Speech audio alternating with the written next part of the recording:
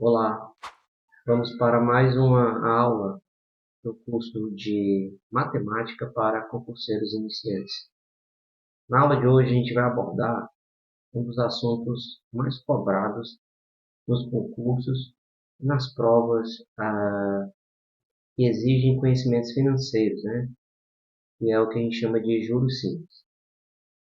Bom, basicamente, juros simples vai ser o comportamento linear de uma taxa de aumento em relação àquele valor que alguém recebeu emprestado ou está devendo de alguma maneira. Por exemplo, se nós compramos uma mercadoria específica, cuja o valor, no caso, é R$ 100, e esse valor, no caso, ele aumenta R$ 10 a cada 30 dias, caso ele não seja pago, a gente tem aí um comportamento de juros simples, que é o quê? Se eu não pago dentro do prazo, vai gerar uma taxa mensal de R$ 10. Então, por exemplo, para fazer esse comportamento, a gente, no caso, pode associar isso a uma equação matemática específica, que é a seguinte. A gente admite que os juros ele é igual, vou anotar aqui quem é quem, né? Juros, que é o que vai aumentar com o passar do tempo, ele vai ser igual ao capital,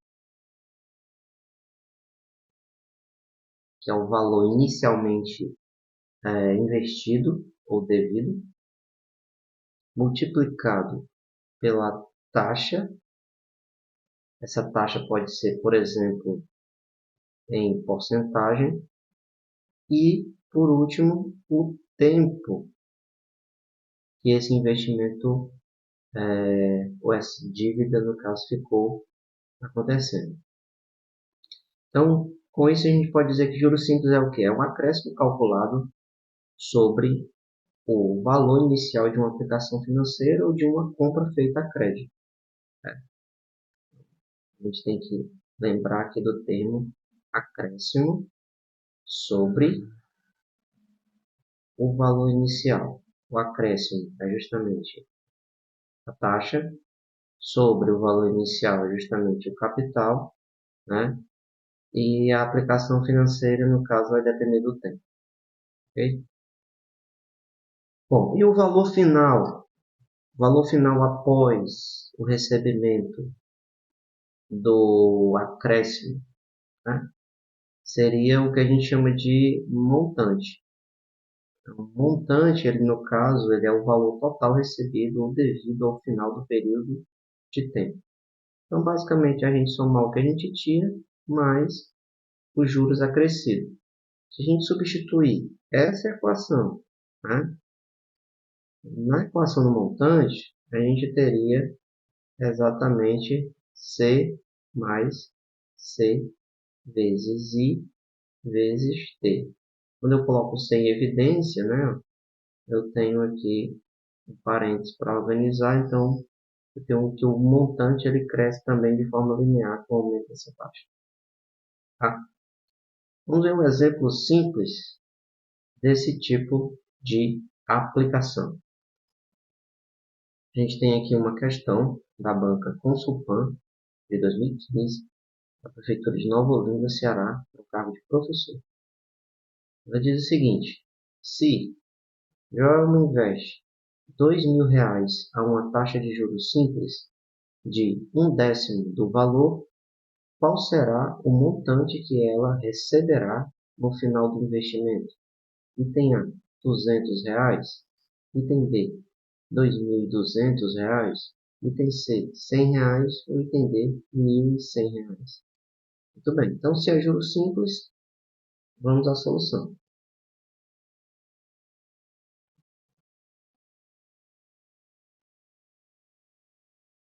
Basicamente, aqui a solução eu tenho.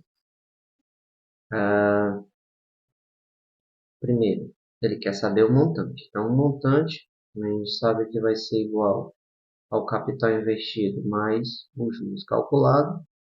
Eu já sei que o capital investido, né? Os dados aqui que eu tenho são 2.000. A gente sabe o valor da taxa, que no caso é 1/10. E o tempo, a gente vai admitir que é 1, porque ele fala aqui que ao final do investimento a gente considera como período inteiro, fechado. Então, substituindo a parte de juros, que no caso é capital multiplicado por taxa vezes período, nós temos que os juros vai ser igual a 2.000 multiplicado por 1/10 multiplicado por 1. Aqui a gente pode cancelar um zero com um zero daqui. 200 vezes 1 vezes 1 vai me dar uns juros de R$ 200 ao final do investimento. Então, essa é a resposta? Tem a letra A. Não. A resposta seria o montante. No caso, seria o capital, que é 2.000, somado com os juros, que é 200. Me dando aí R$ 2.200. Ou seja, a letra B. Ok?